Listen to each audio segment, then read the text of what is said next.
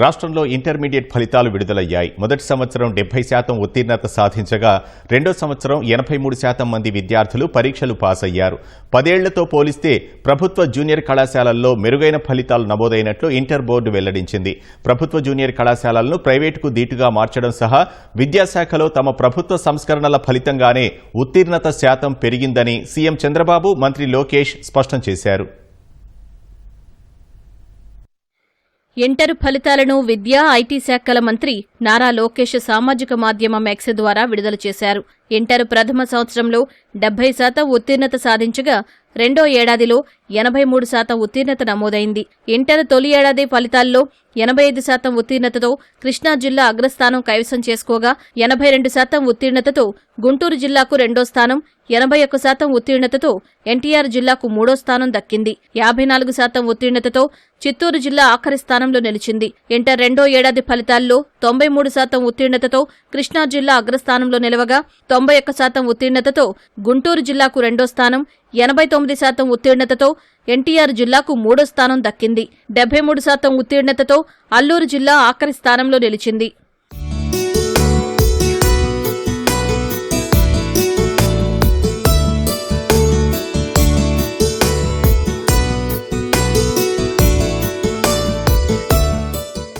పదేళ్లలో ఎన్నడూ లేనంతగా ఇంటర్ పరీక్షల్లో ఉత్తీర్ణత శాతం నమోదైనట్లు ఇంటర్ బోర్డు తెలిపింది. ఇంటర్మీడియట్ విద్యార్థులందరికీ సీఎం చంద్రబాబు హృదయపూర్వక అభినందనలు తెలిపారు. ప్రభుత్వ జూనియర్ కళాశాలల ఉత్తీర్ణతలో ఈ దశాబ్ద కాలంలో అత్యధిక పెరుగుదలను చూడటం ఆనందంగా ఉందన్నారు.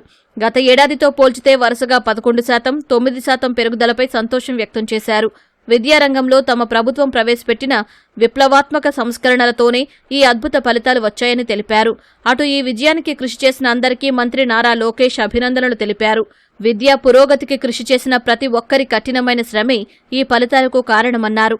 ఈసారి ఉత్తీర్ణత సాధించలేకపోయిన విద్యార్థులు నిరాశ చెందవద్దని, దీనిని ఒక అడుగుగా భావించి మరింత కృషి చేసి మరింత బలంగా తిరిగి రావాలని ఆకాంక్షించారు. విద్యార్థులు నిరంతరం నేర్చుకుంటూ ఎదుగుతూ విజయాన్ని సాధించాలని సూచించారు.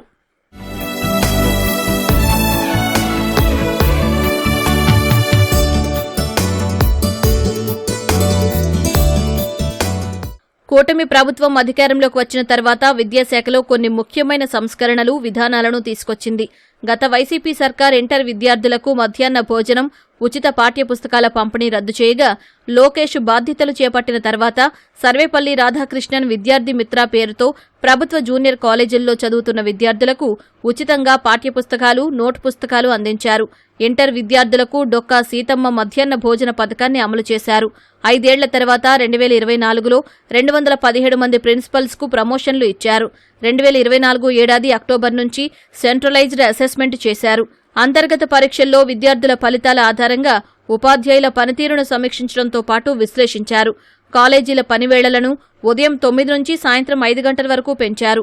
చదువుల్లో వెనుకబడిన విద్యార్థులను గుర్తించి వారి కోసం 100 రోజుల కార్యక్రమాన్ని రూపొందించారు.